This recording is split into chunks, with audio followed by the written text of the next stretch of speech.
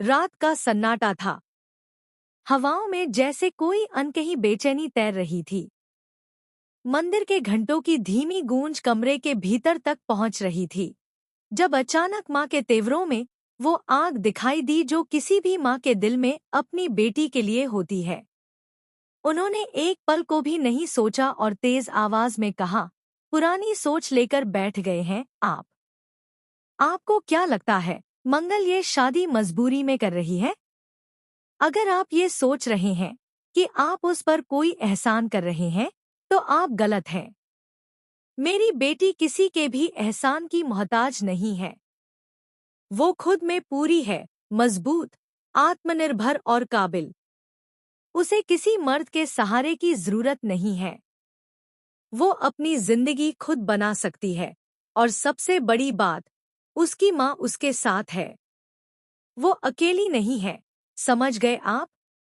उस कमरे में जैसे किसी ने बिजली गिरा दी हो। कुछ पल के लिए सबके चेहरों पर सन्नाटा छा गया। बस माँ की आंखों में चमकती दृढ़ता और बेटी के दिल में उठती अनकही भावनाओं की लहर बाकी थी। मंगल चुप थी, पर उसकी आंखों में बरसों की झेल सहन शक्ति और आजादी की चाह दोनों थी। उधर हवाओं में कुछ और गूंज रहा था। वही घर का आंगन, वही मंदिर की घंटियां, पर आज सब कुछ अलग महसूस हो रहा था। अचानक रसोई से आवाज आई, इतनी रात को क्या कर रही हो तुम? जवाब आया, सुहाग का थाल सजा रही हूँ। सुहाग का थाल? सामने खड़ी औरत की आंखों में हैरानी थी। किसके लिए? वो मुस्कुराई, आप ही ना, हमारी बहू के लिए। दुनिया की सबसे अच्छी बहू हम अपने घर लाने वाले हैं। बस देखिएगा, सब कुछ ठीक हो जाएगा। सब कुछ पहले जैसा हो जाएगा। वो दिया जलाते हुए बोली, माता रानी का लाख लाख शुक्र है। सब वही करा रही हैं।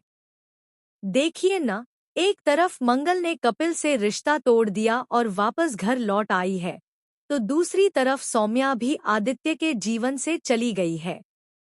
ये सब संकेत हैं कि अब किस्मत दो टूटे हुए दिलों को फिर से मिलाने वाली है।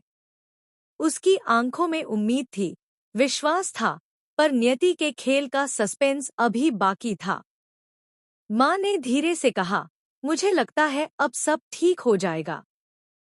आदित्य को अब पछतावा है। उसे समझ आ गया है कि उसने क्या खो दिया था। अब वो मंगल की अहमियत समझने लगा है। अब शायद दोनों फिर से एक हो जाएंगे। पर कमरे की दीवारें कुछ और कह रही थी।